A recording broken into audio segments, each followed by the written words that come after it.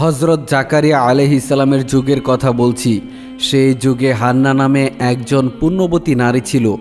অনেক বয়স হওয়ার পরেও তার কোনো সন্তান জন্মগ্রহণ করেনি। এরপরে একদা সে আল্লাহ পাক রব্বুল আলামিনের দরবারে ফরিয়াদ করল, হে আল্লাহ, আমার অনেক বয়স হয়ে গেল, কিন্তু আমার কোনো সন্তান জন্মগ্রহণ করল না। আমি তোমার দরবারে মানত করেছি, যদি তুমি আমাকে কোনো সন্তান দান করো তাহলে তোমার ঘর বাইতুল মুকাদ্দাস খেদমতে আমি সেই সন্তানকে উৎসর্গ করব। হান্নার এই মান্যতের কিছুদিন পরে আল্লাহ পাক রব্বুল আলামিন তার গর্ভে একজন সন্তান দান করলেন। আর হান্নাও তার সন্তানকে দেখে অত্যন্ত খুশি হলেন। কিন্তু হান্নার এই খুশি বেশি দিন স্থায়ী হলো না, কেননা যখন তিনি সন্তানটি প্রসব করলেন তখন দেখতে পেলেন তিনি একটি কন্যা সন্তান জন্মদান করেছেন। কন্যা সন্তান দেখে হান্নার মন অত্যন্ত ভারাক্রান্ত হয়ে পড়ল। তখন তিনি আল্লাহ রাব্বুল আলামিনের দরবারে ভারাক্রান্ত মনে প্রার্থনা করলেন, হে মাবুদ, আমি তোমার দরবারে মানত করেছিলাম, যদি তুমি আমাকে একজন সন্তান দান করো তাহলে আমি তোমার ঘর বাইতুল মুকাদ্দাস খেদমতের উদ্দেশ্যে সন্তানকে উৎসর্গ করব। কিন্তু আমি তো একজন কন্যা সন্তান জন্মদান করেছি, এই কন্যা সন্তানকে আমি কিভাবে তোমার ঘর বাইতুল মুকাদ্দাস খেদমতের জন্য উৎসর্গ করব? আর বাইতুল মুকাদ্দাসের কর্তৃপক্ষ আমার কন্যাকে খেদমতের জন্য গ্রহণ করতে চাইবে না।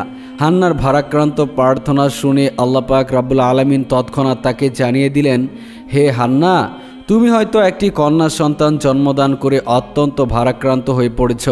তুমি চেয়েছিলে একটি পুত্র সন্তান জন্মদান করতে, কিন্তু তুমি জেনে রাখো যে কন্যাটি তুমি জন্মদান করেছ সে সাধারণ কোনো কন্যা সন্তান নয়। পৃথিবীতে অনেক পুরুষের চাইতে এই কন্যা সন্তানের মর্যাদা অফুরন্ত অপরিসীম। আর তুমি চিন্তা করছো বাইতুল মুকাদ্দাসের কর্তৃপক্ষ তাকে খেদমতের জন্য গ্রহণ করবে কিনা, সে ব্যাপারেও তুমি কোনো চিন্তা করো না।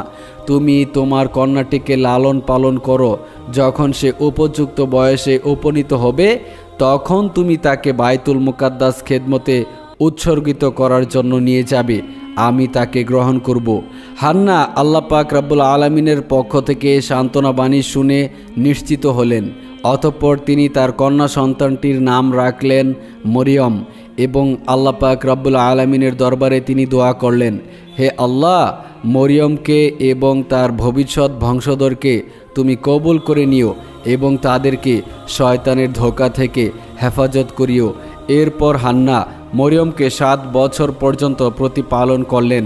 সেই যুগে বাইতুল মুকাদ্দাসের ইমাম ছিলেন হজরত জাকারিয়া আলাইহিস সালাম। হজরত মরিয়ম আলাইহিস সালাম যখন 7 বছর বয়সে উপনীত হলেন তখন তার মা হান্না হজরত জাকারিয়া আলাইহিস সালামের কাছে এনে তাকে বললেন, হে আল্লাহর নবী, আমি মানত করেছিলাম আল্লাহ যদি আমাকে কোনো সন্তান দান করেন আমি সেই সন্তানটিকে আল্লাহর ঘরের খেদমতে উৎসর্গ করব। কিন্তু দুর্ভাগ্যবশত আমি একটি কন্যা সন্তান জন্মদান করেছিলাম। আমি সেই সন্তানটিকে 7 বছর পর্যন্ত লালন পালন করলাম। এখন আমি আমার মানত পূরণ করার জন্য এই সন্তানটিকে আপনার হাতে তুলে দিতে এসেছি। আপনি মেহেরবানি করে কবুল করুন এবং আল্লাহর ঘরের খেদমতের সুযোগ করে দিন। হজরত জাকারিয়া আলাইহিস সালাম হান্নার আবেদনের পরিপ্রেক্ষিতে বাইতুল মুকাদ্দাসের সকল খাদেমকে ডেকে বললেন, আপনাদের মধ্যে কে আছেন যে মেয়েটিকে লালন পালনের দায়িত্ব গ্রহণ করবেন? বাইতুল মুকাদ্দাসের খাদেমেরা মরিয়ম আলাইহিস সালামের ললাটে এক প্রকার স্বর্গীয় নূরের জ্যোতি দেখতে পেল, তাই তারা প্রত্যেকেই তাকে লালন পালনের দায়িত্ব গ্রহণ করার জন্য ব্যাকুল হয়ে উঠল। হজরত জাকারিয়া আলাইহিস সালামের নিজের মনেও তাকে লালন পালনের একটি সুপ্ত বাসনা ছিল। যেহেতু মরিয়মের খালা ছিল তার স্ত্রী, তিনি বাইতুল মুকাদ্দাসের খাদেমকে যুক্তি দিয়ে বললেন, আপনারা শুনুন, এই মেয়েটিকে লালন পালন করার সবচাইতে উপযুক্ত ব্যক্তি আমি, যেহেতু তার খালা আমার স্ত্রী। কিন্তু বাইতুল মুকাদ্দাসের খাদেমেরা সরাসরি হজরত জাকারিয়া আলাইহিস সালামের এই প্রস্তাবকে নাকচ করে দিয়ে বললেন, হে জাকারিয়া, আমাদের প্রত্যেকের মনে মেয়েটিকে লালন পালনের বাসনা রয়েছে। অতএব তার খালা তোমার ঘরে আছে এই যুক্তি দিয়ে তাকে তুমি লালন পালনের দায়িত্ব গ্রহণ করতে পারো না। হজরত জাকারিয়া আলাইহিসসালাম দেখলেন সকলেই দায়িত্ব গ্রহণে আগ্রহ প্রকাশ করেছে, এমন অবস্থায় একটি জটিলতার সৃষ্টি হয়েছে।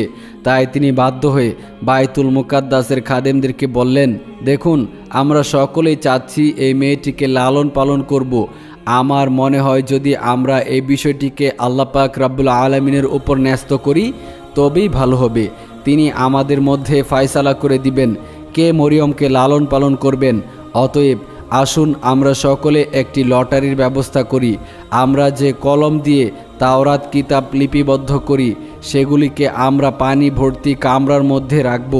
যার কলম ডুবে যাবে সে মরিয়মকে লালন পালনের দায়িত্ব গ্রহণ করতে পারবে না, আর যার কলম সে পানিতে ভেসে থাকবে সে মরিয়মকে লালন পালনের দায়িত্ব গ্রহণ করবে।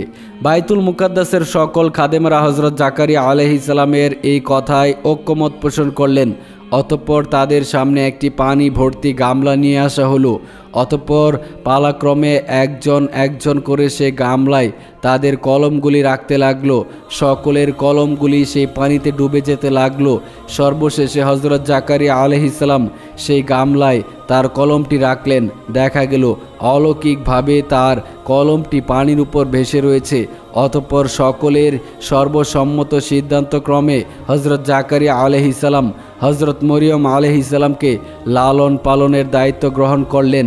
অতঃপর হজরত জাকারিয়া আলাইহিসসালাম বাইতুল মুকাদ্দাসের পাশেই মরিয়ম আলাইহিসসালামের জন্য একটি ঘর নির্মাণ করে দিলেন।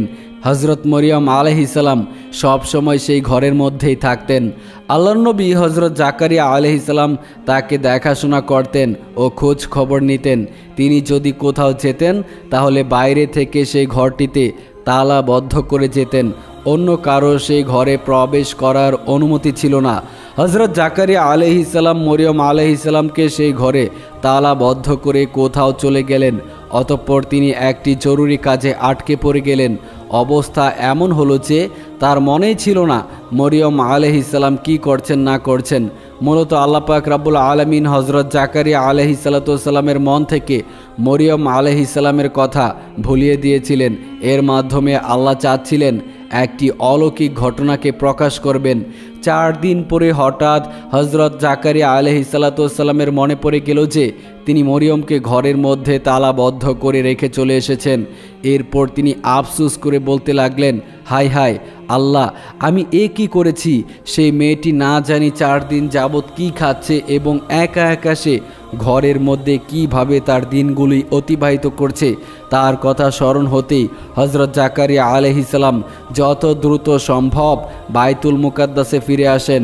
এরপরে তিনি মরিয়মের গৃহে প্রবেশ করে দেখলেন মরিয়ম আল্লাহ পাক রাব্বুল আলামিনের ইবাদতে মশগুল হয়ে রয়েছেন এবং তিনি দেখতে পেলেন তার চারপাশে বিভিন্ন রকমের ফলমূল ও খাদ্য খাবারের ছড়াছড়ি, আর প্রত্যেকটি ফলমূলই ছিল অমৌসুমী অর্থাৎ মৌসুম ব্যতীত ফল। এই দৃশ্য দেখে হজরত জাকারিয়া আলাইহিসসালাম আল্লাহ পাক রাব্বুল আলামিনের দরবারে শুকরিয়া আদায় করলেন। মরিয়ম নামাজ শেষ করে খালুজানকে সালাম দিলেন। হজরত জাকারিয়া আলাইহিসসালাম দুঃখিত ও লজ্জিত কণ্ঠে জিজ্ঞাসা করলেন, মা, তুমি এই কয়েকদিন কেমন ছিলে?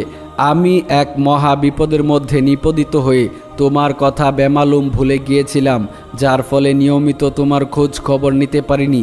এজন্য তুমি আমাকে ক্ষমা করে দাও। হজরত মরিয়ম আলাইহিসসালাম বললেন, খালুজান, আপনি কি বলছেন? আমি কিছুই বুঝতে পারছি না। আপনি তো ভোরবেলা আমাকে ঘরে রেখে গিয়েছিলেন, এখন দুপুর না হতেই আমাকে জিজ্ঞাসা করছেন আমি কয়েকদিন কেমন ছিলাম। মাত্র একদিনই তো হলো যে আমি এই ঘরে অবস্থান করছিলাম। হজরত জাকারিয়া আলাইহিসসালাম মরিয়ম আলাইহিসসালামের কথা শুনে অত্যন্ত অবাক হয়ে গেলেন এবং এরপরে জাকারিয়া আলাইহিসসালাম তাকে জিজ্ঞেস করলেন, মা, তোমার পাশে যে বাহারি ফলমূল ও খাদ্যের সমারোহ, এগুলি তুমি কোথায় পেলে? হজরত মরিয়ম আলাইহিসসালাম বললেন, খালুজান, যে আল্লাহ আপনাকে আমার কথা বুলিয়ে রেখেছিলেন সে আল্লাহ রাব্বুল আলামিনের পক্ষ থেকে আমার কাছে এই খাদ্যগুলো এসেছে। জাকারিয়া আলাইহিসসালাম বললেন, হে মরিয়ম, তোমার প্রতি আল্লাহ পাক রাব্বুল আলামিনের অফুরন্ত নিয়ামত রয়েছে। তুমি আল্লাহর ইবাদত বন্দিগি করে যাও, একদিন তিনি তোমাকে এমন সম্মানিত করবেন যেটা সমগ্র দুনিয়ার জন্য একটি দৃষ্টান্ত হয়ে থাকবে। এইভাবে হজরত মরিয়ম আলাইহিস সালাম বড় হয়ে উঠলেন এবং এক সময় তিনি ঋতুবর্তী হলেন। প্রথম ঋতুর পরে পবিত্র হয়ে গোসল সমাধা করে হাম্মামখানা থেকে যখন তিনি নিজ কক্ষে ফিরছিলেন, তখন তার সম্মুখে হঠাৎ করে আবির্ভূত হলো একজন উজ্জ্বল চেহারার ব্যক্তি। হজরত মরিয়ম আলাইহিস সালাম লোকটিকে দেখে মুখে আবরণ দিয়ে তার পাশ কেটে যাচ্ছিলেন। লোকটি তার দিকে অগ্রসর হলে তিনি তাকে লক্ষ্য করে বললেন, হে আল্লাহর বান্দা, তুমি আল্লাহকে ভয় করো। আমি তোমাকে চিনি না, জানি না তুমি কেন আমার দিকে অগ্রসর হচ্ছ। মূলত এই লোকটি ছিলেন হজরত জিবরাইল আলাইহিস সালাম। তিনি মরিয়মকে বললেন, হে মরিয়ম, আল্লাহর পক্ষ থেকে তোমার জন্য একটি সুখবর নিয়ে এসেছি। তিনি জিজ্ঞাসা করলেন, আপনি কে এবং কি সুখবর নিয়ে এসেছেন? জিবরাইল আলাইহিস সালাম বললেন, আমি আল্লাহর ফেরেশতা এবং আমি তোমাকে আল্লাহর পক্ষ থেকে একটি পুত্র সন্তান উপহার দিতে চাই। মরিয়ম বললেন, কিভাবে আমার সন্তান জন্মগ্রহণ করবে? অথচ আমি তো বিবাহিত নই এবং আমি জানাও করি নাই। আমাকে আজ পর্যন্ত কোনো পর পুরুষ স্পর্শ করেনি। জিবরাইল আলাইহিস সালাম বললেন, হে আল্লাহর বান্দি, তোমার প্রভু বলেছেন এটা তোমার জন্য অতি সহজ এবং তিনি এটাকে মানুষের জন্য নিদর্শন ও তার রহমত হিসেবে প্রতিষ্ঠিত করতে চান। আর এই কাজের সিদ্ধান্ত আল্লাহ পাক রব্বুল আলামিন পূর্বেই নিয়ে রেখেছেন। তিনি তোমার গর্ভে কোনো পুরুষের স্পর্শ ছাড়াই একজন পুত্র সন্তান দান করবেন। অতঃপর হজরত জিবরাইল আলাইহিস সালাম মরিয়ম আলাইহিস সালামের মুখে একটি ফু দিলেন। এরপরে তিনি অদৃশ্য হয়ে গেলেন। মরিয়ম আলাইহিস সালাম তখন অনুভব করলেন তার শরীরের ওজন দ্বিগুণ বৃদ্ধি পেয়েছে। এরপরে তিনি অত্যন্ত দুশ্চিন্তাগ্রস্ত হয়ে পড়লেন। তিনি আল্লাহর দরবারে সেজদায় পড়ে বলতে লাগলেন, হে মহান প্রভু, আমার উপর এমন কঠিন পরীক্ষা দায়িত্ব তুমি অর্পণ করলে যা লোক সমাজে প্রকাশ হলে আমি সমাজচ্যুত ও নিন্দনীয় মানুষ বলে গণ্য হব। তবুও তোমার প্রেরিত দায়িত্ব পালনে আমি সম্মত আছি। তবে পৃথিবীর আর কোনো মানুষকে এ ধরনের কঠিন পরীক্ষার সম্মুখীন তুমি করো না। এমন পরীক্ষার সম্মুখীন হলে অনেকেই ঈমান হারা হয়ে পড়বে। হে দয়ার সাগর, তুমি আমাকে কঠিন পরীক্ষা থেকে উত্তীর্ণ হওয়ার তৌফিক দান করো এবং আমাকে ধৈর্যশীলদের অন্তর্ভুক্ত করো। আমার সকল বিপদ মুশকিল আসান করে দাও। কিছুদিনের মধ্যেই বনি ইসরায়েলদের মধ্যে মরিয়ম আলাইহিস সালামের গর্ভধারণের কথা প্রকাশ হয়ে পড়ল। তখন একদল লোক এসে তাকে শাসিয়ে বলল, মরিয়ম, উচিত কথা বলো, কে তোমার গর্ভজাত সন্তানের পিতা? তুমি এক কুমারী কন্যা, কোনো পুরুষের সঙ্গ লাভ ছাড়া কিভাবে তুমি গর্ভ ধারণ করলে? অতএব বলো, কে সেই পুরুষ যে তোমার সাথে এই অপকর্ম করেছে? তুমি যদি তার নাম বলে দিতে পারো তাহলে আমরা তাকে যথোপযুক্ত শাস্তি দিতে পারবো। হজরত মরিয়ম তাদের প্রশ্নের জবাবে বললেন, আমি কিছুই জানি না। আমি কোনো পুরুষের সাথে অপকর্ম করিনি। তোমরা যা দেখছ সব কিছুই আল্লাহ পাক রব্বুল আলামিনের নিদর্শন। তিনি আমাকে এই সন্তানটি কোনো পুরুষের সঙ্গ ছাড়াই দান করেছেন এবং তিনি আমাকে সুসংবাদ দিয়েছেন আমার গর্ভজাত সন্তান এই যুগের একজন নবী হবেন। এর বাইরে আর কোনো কথা আমার জানা নেই। এরই মধ্যে একজন যুবক বলে উঠল, দিবারাত্র মসজিদে ইবাদতের নামে কক্ষ বন্ধ করে অন্য পুরুষের সাথে অপকর্ম করছ। এবার তা ফাঁস হয়ে গিয়েছে। এখন নানা বাহানায় সে কথাগুলিকে গোপন করার চেষ্টা করছ। আসল ঘটনা খুলে বলো, কার সাথে তুমি অপকর্ম করেছ? যদি তুমি স্বেচ্ছায় না বলো তাহলে আমরা যে কোনো উপায় খুঁজে বের করব এবং তোমার মুখ থেকে সেই লোকটির নাম বের করে ছাড়ব। তাদের এরূপ হাজারো লাঞ্ছনামূলক কথা শোনার পরেও মরিয়ম আলাইহিস সালাম তাদেরকে একটি কথাই বারবার বলছিলেন, আমার এই গর্ভের সন্তান আল্লাহ পাক রব্বুল আলামিনের দান, এছাড়া আমি কিছুই জানি না। অবশেষে বিরক্ত হয়ে সেই লোকগুলো তার কাছ থেকে ফিরে গেল। হজরত মরিয়ম আলাইহিস সালামের একজন খালাতো ভাই ছিল, তার নাম ছিল ইউসুফ। সে সবসময় তাকে পাওয়ার আকাঙ্ক্ষা করত এবং তাকে বিবাহের আকাঙ্ক্ষা করত। যখন সে শুনল মরিয়ম গর্ভবতী হয়েছে তখন সে তার কাছে এসে বলল, মরিয়ম, আমাকে ফাঁকি দিয়ে তুমি কোন নাগরের হাত ধরলে? আমি কি তোমার জন্য অপেক্ষা করিনি?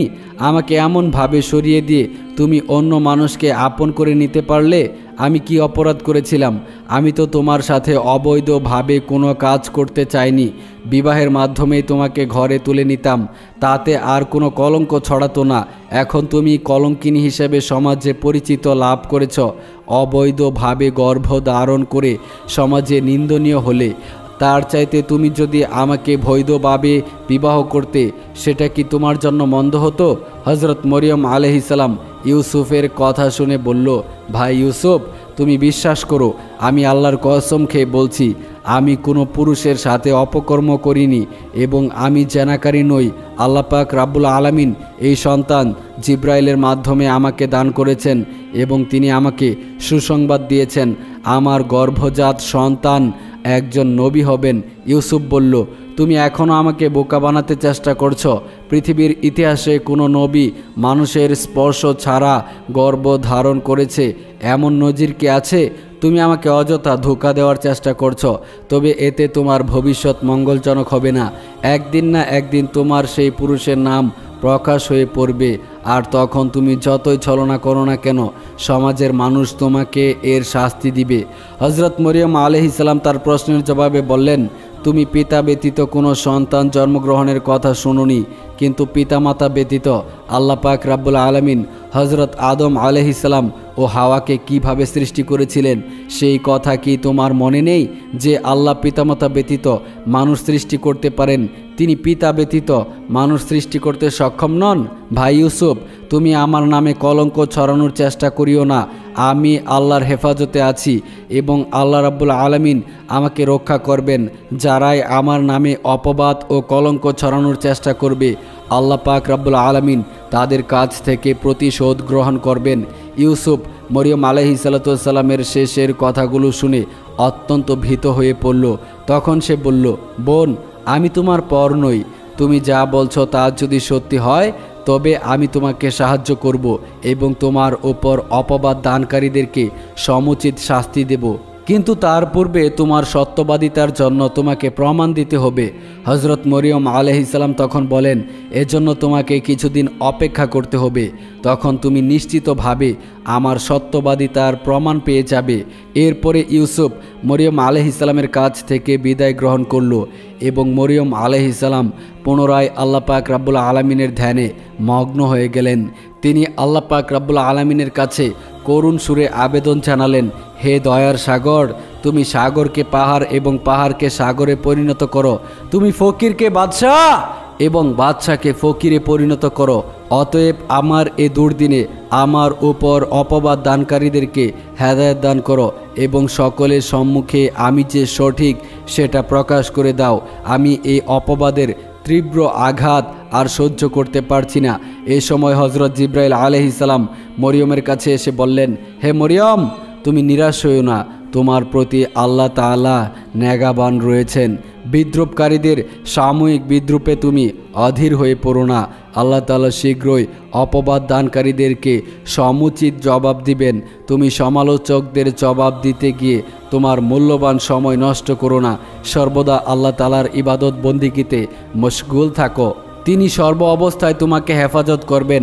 এভাবেই হজরত মরিয়ম আলাইহিসসালাম দীর্ঘ 10 মাস 10 দিন অতিবাহিত করলেন। অতঃপর হঠাৎ একদিন তার প্রসব বেদনা শুরু হলো। তখন তিনি ঘর থেকে বেরিয়ে এক বিরাট মাঠের দিকে পাড়ি জমালেন, যে মরুভূমিতে হজরত মরিয়ম আলাইহিসসালাম সন্তান প্রসবের জন্য গিয়েছিলেন। সেই স্থানটির নাম ছিল বাইতুল আম। স্থানটি ছিল বাইতুল মুকাদ্দাস থেকে 12 মাইল দূরে। সেখানে পৌঁছে তিনি একটি খেজুর গাছের নিচে উপবেশন করলেন। তখন তার প্রসব বেদনা তীব্র হলো। একে তো চলছিল তার প্রসব বেদনা, অন্যদিকে চলছিল মানুষের সমালোচনার ভয়। এই কারণে হজরত মরিয়ম আলাইহিসসালাম বেদনায় অস্থির হয়ে বললেন, হে আল্লাহ, আমি যদি এই পৃথিবীতে জন্মগ্রহণ না করতাম, আমি যদি মানুষের মন থেকে বিস্মৃত হয়ে যেতাম, তাহলে কতই না ভালো হতো। এরপর হজরত মরিয়ম আলাইহিসসালাম একটি ফুটফুটে পুত্র সন্তান জন্মদান করলেন। তিনি যখন এমনই চিন্তায় অস্থির ছিলেন, আর তাকে সাহায্য করার মতো সেখানে কেউ ছিল না। এ সময় আল্লাহর ফেরেশতা হজরত জিবরাইল আলাইহিস সালাম সেখানে অবতরণ করলেন এবং হজরত মরিয়মের পাশে একটি সুন্দর বেহেশতি নহরের সৃষ্টি করে দিলেন। এরপর তাকে নির্দেশ করলেন, মরিয়ম, তুমি ঝর্ণার পানি ও বৃক্ষের খেজুর ভক্ষণ করো। এরপর হজরত মরিয়ম আলাইহিস সালাম খেজুর খাওয়া ইচ্ছা করা মাত্রই খেজুর বৃক্ষটি তার মাথা হজরত মরিয়ম আলাইহিস সালামের কুলের কাছে ঝুঁকিয়ে দিলেন। তিনি হালকাভাবে খেজুরের ডালে নাড়া দিলেন আর এতে তরু তাজা খেজুরগুলি ঝরে পড়ল। তখন তিনি খেজুর ও নহর থেকে পানি পান করে অনেকটা সুস্থ হয়ে উঠলেন।